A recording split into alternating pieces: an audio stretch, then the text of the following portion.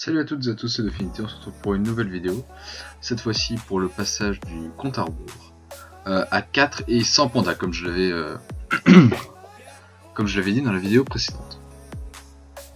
Alors, on va lancer ce combat rapidement. Donc il faut savoir que le Yop est équipé d'un Gummies et le Nunu a la Pandrissa pour avoir 200 d'initiative de moins et jouer après le Yop. Pourquoi vous allez voir plus tard. Voilà, donc là on va commencer, on va placer donc, les portails avec l'héliotropes, déplacer l'énutropes, puisqu'en fait il ne faut pas que le cycloïde nous chope en ligne lorsqu'il va jouer. Comme ça il va se placer en fait tout bêtement devant le portail, on va pouvoir ensuite le one turn. Le but est vraiment de one turn le cycloïde qui est vraiment très embêtant sur les premiers tours. Il faut pas qu'on se fasse toucher, en sachant que le Noctularbre lui ne va pas être très dangereux, et le Grand Duc non plus. Donc là on fait reculer le compte à rebours pour pas qu'il nous embête. Et on va commencer à envoyer des gros dégâts avec l'héliotrope qui est full agi. Pourquoi le crâne pour avoir plus de rester, pour pas se faire focus l'héliotrope par le compte à rebours tout simplement. Et que ce soit en fait un autre personnage qui se fasse focus. Donc là on tape un petit peu le cycloïde et on se soigne. Et finalement on le termine avec le Yop qui va claquer la destin et charger un peu tout ça pour le tour 4. Donc on va tomber comme vous le voyez, le compte tour 4. Donc là il va se placer, il va pas trop nous gêner je crois, voilà. Donc là il se place un peu haut, il se met pas au corps à corps, donc dans tous les cas il ne nous gêne pas. Avec l'héliotrope je vais me débrouiller pour placer les portails proches les uns des autres pour pouvoir en fait ensuite envoyer le Yop dedans avec un focus. Donc forcément 250 de puissance en plus c'est cadeau, c'est gratuit. Avec l'Eniripsa on va commencer à claquer quelques soins parce que de toute façon on va se taper un tour entier de burst sur le compte à rebours sans soin, donc il va falloir soigner un petit peu. Donc on soigne un petit peu avant. Là on place tous les gros bursts sur le compte à rebours. L'Enu va bouger, va mettre la cupie. Donc là on a 350 de puissance plus 300 plus 170 avec la cupie, me semble, je vais cesser. 160 pardon. On met l'axel sur le Yop pour qu'il puisse revenir sur le compte à rebours. Et donc là il va jouer, il va nous bloquer je pense. Il va venir sur Dauphinity. Je pensais qu'il allait venir sur l'Eniripsa, en fait ça m'aura arrangé, mais il est venu sur l'héliotrope, tant pis. Donc comme je l'avais dit, on focus le Yop. Et là je vais mettre un portail derrière le Yop pour que l'Ini en fait fasse un mot de frayeur dessus et donc l'envoie dans les portails pour que le focus s'active et mette 200 de puissance. Parce que le focus ne s'active qu'en état portail. Donc voilà, ça c'est bon. Et ensuite je me place derrière pour le debuff du compte à rebours. Donc voilà, alors là avec l'Eniripsa, c'est un tour important, c'est-à-dire que là je vais venir ici pour placer un mot de frayeur et debuff le compte à rebours. Donc d'abord une flamiche, puis 3 mots interdits, voilà. Donc un peu de Rox, du 1200, c'est toujours ça de prix.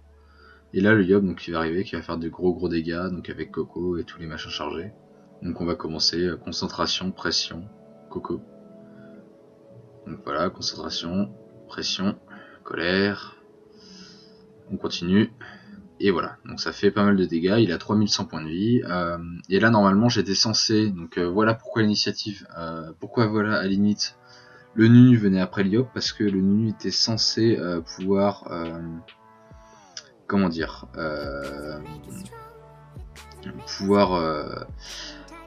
Cupi, non pas Cupi, je ne sais plus, pouvoir faire passer le tour du compte à rebours, mais le problème c'est qu'on n'avait pas la portée, donc finalement on a dû sac et protéger tout le monde. Donc on a eu une chance monstrueuse parce que Lenny n'est pas tombé, si Lenny était tombé ça aurait été embêtant. Ce que je veux dire c'est que ça aurait été vraiment soin pour les soins et tout ça. Donc là on vire le Noctularbre parce que si jamais il vient vers nous, il va nous mettre l'état insoignable, ce qui va être très embêtant puisque globalement on a vraiment besoin de soins sur ce tour de jeu. Donc là j'envoie du soin avec l'Eniripsa et finalement je suis obligé d'altruy puisque je n'ai pas suffisamment de soins pour vraiment soigner tout le monde. Ensuite avec le Yop, classique, tour de burst. Et finalement avec l'Enutrophe, il me semble que je vais mettre un coffre pour pouvoir spot le compte à rebours. Donc voilà, je me suis pas trompé et là a priori je pense que le coffre va un peu gêner, ou pas du tout d'ailleurs parce qu'à mon avis il va passer à travers les portails.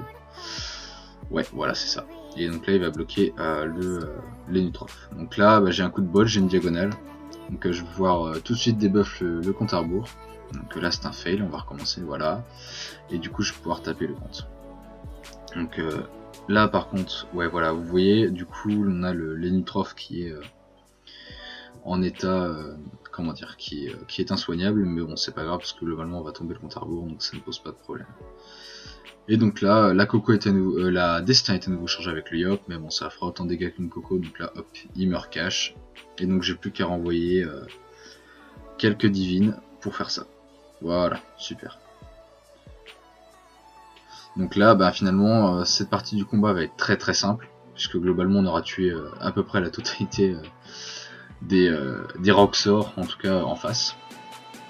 Comme le compte à rebours en fait est tombé, ça devient très très facile. Il faut juste éviter de faire l'erreur de taper le Noctual Arbre corps à corps et de risquer de se prendre énormément de dégâts inutilement. Et en sachant qu'il faut aussi le Grand-Duc le tuer en un tour au corps à corps. Parce que le problème du Grand-Duc, c'est que si vous le tapez de loin, et je crois qu'il y a un inversement de position au niveau des cases. Voilà, c'est ça en fait, votre personnage va s'inverser avec le Grand-Duc et ça va devenir très embêtant. En sachant que vous voyez les rocks du Grand-Duc qui sont e-bougies, ça augmente en fait avec avec ses points de vie restants. C'est-à-dire que moins le Grand-Duc a de points de vie, plus il va vous faire de dégâts. Là j'ai fail, je me suis mis au corps à corps, donc vous voyez, quand je le frappe au corps à corps, je me fais des dégâts à toute ma team. Et à un moment j'ai fail une fois comme ça en début, enfin c'était dans mes premières tentages, j'ai pas fait attention au Noctual Arbre, j'ai claqué une colère dessus parce qu'il me gênait. Et je voulais absolument être tranquille et finalement je ne l'ai pas tué et résultat j'ai OS toute ma team. Je crois que j'ai dû mettre du 3000 sur tout le monde, enfin c'était un peu n'importe quoi.